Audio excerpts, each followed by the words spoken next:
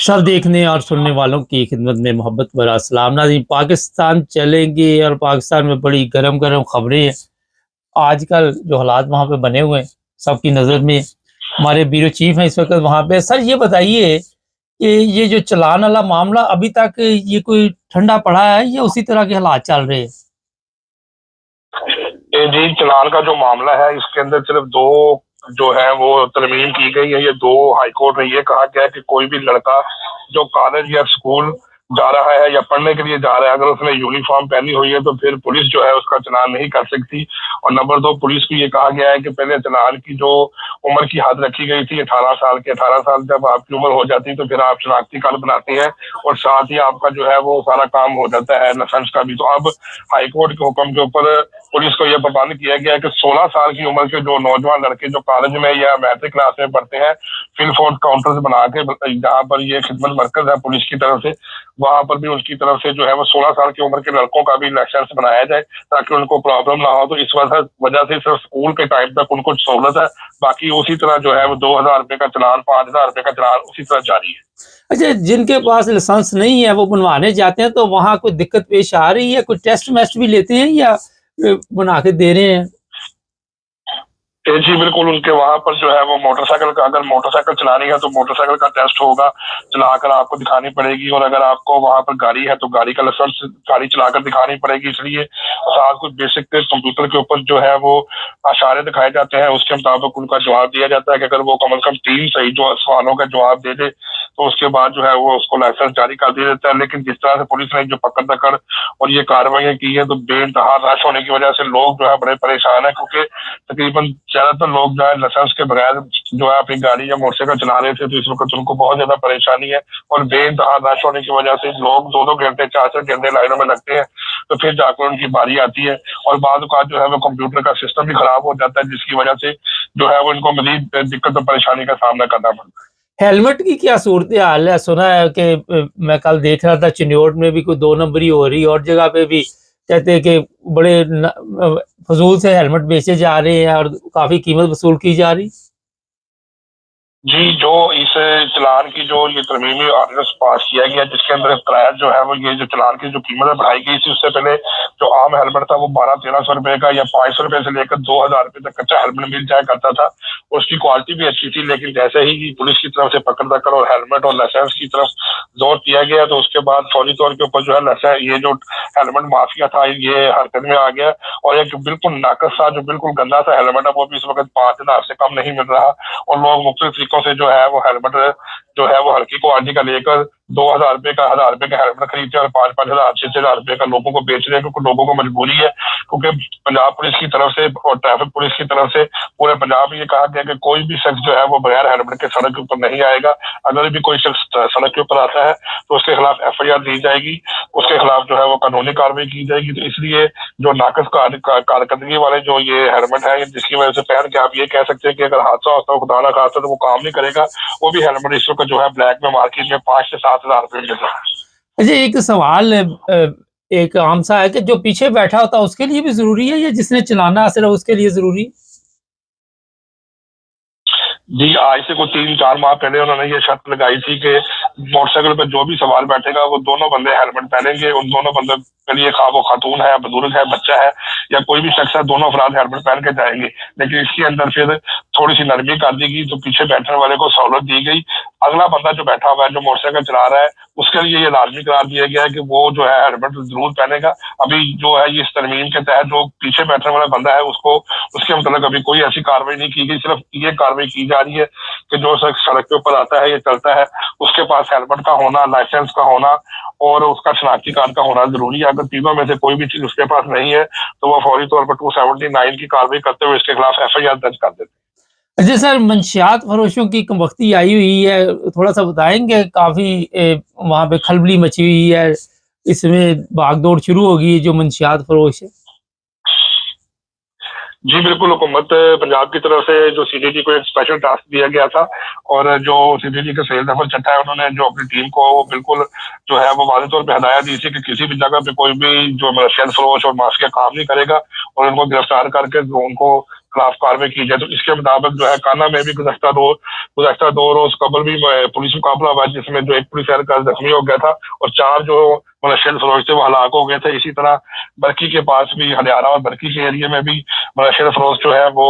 इसकी ट्रैवलिंग कर रहे थे, मलेशिया को लेके जा रहे थे, तो वहां पर भी उनका सीडीडी के साथ मुकाबला हुआ है और वहां पर उनको भी कार्रवाई की गई है। तो इस तरह पिछले को गुज़श्ता 5 से 6 दिन के दरमियान को 12 से 13 बड़े बड़े टॉप के जो मलेशियन फरोज थे उनको पकड़ के तो मार दिया गया है और इसका ये सिलसिला जारी है। गवर्नमेंट ने ये कहा है कि हमने पंजाब को फ्री जो है वो ड्रग स्टेट बनाना है, ताकि यहाँ पर कोई भी किसी किस्म का जो नशा जो चीज ऐसी ना हो जिसकी वजह से जो अवामो नास है, खासतौर पे जो कॉलेज है और यूनिवर्सिटीज है वहां पर बेइंतहा जो है जो हॉस्टल है वहां पे ये इनकी मिकदार पाई जाती है, आइस पाई जाती है और ये जो नशा करते हैं उसकी भारी मिकदार पकड़ी गई थी। तो इसलिए उन्होंने कहा है कि हर किस्म के जो बंदा है उसको पकड़ के करारवाह की सजा दी जाए या उसको पसे पर्दा हटा दिया जाए। कोई भी बंदा जो है वो नशे का कारोबार नहीं कर सकता और किसी के साथ भी रियायत नहीं बरती जाएगी। इससे लोगों में कोई खौफ पैदा हुआ है जो इस तरह का काम करते हैं? जी बिल्कुल, जो है अब उनको तो एक बात पता लगी कि जैसे सीटीडी जो भी पकड़ेगी बंदे को वो उसको पुलिस मुकाबले में मार देगी। तो इसलिए अब जैसे पहले भी आपने सुना होगा कि आपको बताया गया था कि कोई वारदात होती है तो पुलिस सीटीडी पकड़ के उसको मार देती है, पुलिस मुकाबला बन जाता है। तो इसी तरह अब ये बात कन्फर्म हो चुकी है कि सीटीडी के पास जो भी टास्क आएगा वो अगले बंदे को, खा वो कत्ल का हो, अगवा का हो या मनशियात का हो, तो जो भी बंदा उसको पकड़ेगा उसके खिलाफ जो है वो इसी तरह कार्रवाई की जाएगी कि उसको पुलिस मुकाबले में जो है वो फारिग कर दिया जाएगा। तो कोशिश यही की जा रही है कि लोग जो है वो फिलहाल पसे पर्दा छुप चुके हैं और हालात के मुताबिक देख रहे हैं, लेकिन पुलिस जो है वो बड़ी पुरअज़म है और यही कोशिश कर रही है कि हम जिस तरह भी मौका मिले तो हम इनको पकड़ लें या इनको पुलिस मुकाबले में फारिग कर दें तो या इनको गिरफ्तार करके जेल भेज दें। सर, मजहबी हालात इस वक्त पाकिस्तान के क्या है और कुछ अहमदी है वो जेलों में कैद है, उनके जो केस चल रहे थे थोड़ा सा अपडेट वो भी बताइए। जी बिल्कुल, जो है ये 2 रोज कबल भी शबान खत्म नबूवत जो है उनकी तरफ से एक परफॉर्मा जो है एक शाया किया गया था और एक प्रेस रिलीज शाया की गई थी जिसमें उन्होंने कहा गया था कि जो कादियानियों के वकील है उन्होंने सुप्रीम कोर्ट के अंदर एक रिट पिटीशन दायर की थी जिसके अंदर उन्होंने कहा था कि पीका एक्ट से ब्लास्फेमी को अलहदा कर दिया जाए ताकि यहाँ पर कोई भी जो है वो इस तरह का अमल जो होता है तो उसको हम एक ही पेशी के अंदर छुड़वा सके। तो उसके मुताबिक जो कार्रवाई थी जो हाई कोर्ट ने जो है वो फैसला जो है दूसरी पार्टी के हक में कर दिया है। तो जिसके बाद उन्होंने पासवर्ड जो है वो छुपा कर भेज दी है और उसमें लिखा गया है कि कादियानी लाबी को एक दफा फिर मुंह की खानी पड़ी क्योंकि जो पिटीशन इन्होंने दायर की थी वो हाई कोर्ट वो सुप्रीम कोर्ट ने उसको मुकदम करार देकर उसको कैंसिल करके फारिग कर दिया है ताकि ये जो काम नहीं होगा। तो उसके बाद जो है इनके लिए मजीद जो है अभी जमानत कराने में मुश्किल पेश आ सकती है। तो जो खत्म नबूवत के जो लोग हैं वो इसके ऊपर बड़ा जो है वो अच्छा खुशी मना रहे हैं कि जी एक और इनको हाई कोर्ट, सुप्रीम कोर्ट से भी और हाई कोर्ट से भी जो है वो इनको पिटीशन जो थी दायर की गई थी वो खत्म कर दी गई है। कौन से केस में जेल में बंद किया हुआ है अहमदियों को? जी ये तौहीन रसालत और तौहीन मजहब के जो केसेस है इसके अंदर जो अहमदिया कम्युनिटी के अफराद जो जेल में है उनके लिए मुख्तलिफ अदालतों में, लाहौर हाई कोर्ट में और इस्लामाबाद में हाई कोर्ट में भी और इसी तरह सुप्रीम कोर्ट में पिटीशन जारी की गई है कि ब्लास्फेमी केस, बाद लोगों को ब्लास्फेमी केसेस के साथ साथ पीका एक्ट के अंदर भी गिरफ्तार किया गया, बाद को FIA के साथ अटैच करके FIA की दफात लगाई गई है। तो असल मकसद ये था कि इन तमाम अफराद को जो है पीका एक्ट के तहत उनसे अलहदा कर दिया जाए ताकि एक बंदे को एक केस की वजह से ही जमानत दी जाए। लेकिन सब बदकिस्मती के साथ ये पिटीशन दायर करने का ये मकसद था कि जब भी कोई ऐसा केस अगर फाइल होता है तो उसमें हम ये बता सकें कि जो मुतलका अदारे हैं उन्होंने इसके खिलाफ सही कार्रवाई नहीं की, उसको खिलाफ कार्रवाई करते हुए रखा गया। लेकिन वो लोग क्या करते हैं कि FIA भी बीच में इन्वॉल्व हो जाती है और ब्लास्फेमी भी बीच में आ जाती है और पीका एक्ट भी इकट्ठा कर दिया जाता है ताकि फिर जमानत ना हो सके, मुश्किल पैदा हो सके। तो अदालत में ये केस दायर किया गया था कि इसको अलग-अलग कर दिया जाए, जिसके बाद 11 तारीख वाले दिन सुप्रीम कोर्ट में जो ये इसके ऊपर फैसला किया गया उसमें इसको कदम करार दिया गया। बहुत शुक्रिया सर आपका। ये थे हमारे ब्यूरो चीफ पाकिस्तान से। और नाजरीन एक चीज़ आपको बताएं कि हेलमेट जो है जो पीछे बैठा हुआ है उसके लिए भी ज़रूरी होना चाहिए। वजह ये है कि जब भी कोई खुदा न खास्ता एक्सीडेंट होता है तो नुकसान दोनों का होता है और ये भी बेवकूफ़ों वाला फैसला है। गवर्नमेंट को चाहिए इसे तरफ तवज्जो दे और लोगों को टाइम दे और जो हेलमेट की कीमत है उसे भी कंट्रोल करे। ये नहीं कि वहाँ पे अंधेर नगरी चौपड़ राज और इसके पीछे भी बड़े बड़े लोगों के नाम आएंगे। जब आप इनकी इंक्वायरी करेंगे पता चलेगा कि पार्लियामेंट में बैठे हुए लोग हैं, क्योंकि पाकिस्तान के मतलब तो ये भी मशहूर है कि अगर मौत बहुत ज़्यादा शुरू हो जाए तो कफन का रेट भी बढ़ जाए। और हमारा तो क्योंकि तरीका वारदात ये है कि जब भी कोई ऐसा देखते हैं कि कोई लोगों को मजबूर काबू आ गया तो फिर कहते वो चमड़ी लथ जाएगी, फिर हमारा होता है कि इसकी अब खाल जो है हदेड़ दी जाए। अच्छा, ये एक बड़ा अहम मसला है। सुप्रीम कोर्ट जैसी अदालत जो है, इससे पहले भी आपको पता है कि ऐसे फैसले सुप्रीम कोर्ट से कराए जाते